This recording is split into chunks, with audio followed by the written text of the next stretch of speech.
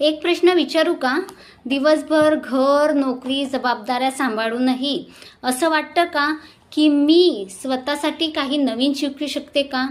मोबाईलचा वापर फक्त सोशल मीडियासाठीच नाही तर काही नवीन स्किल शिकण्यासाठी होऊ शकतो का?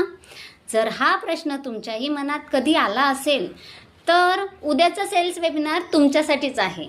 या वेबिनारमध्ये आपण जाणून घेणार आहोत मोबाईलद्वारा स्किल लर्निंग, सेल्स आणि कॉपीरायटिंगची मूलभूत माहिती, इंस्टाग्राम आणि फेसबुक याचा उपयोग कसा करायचा, सुरुवात कुठून करायची.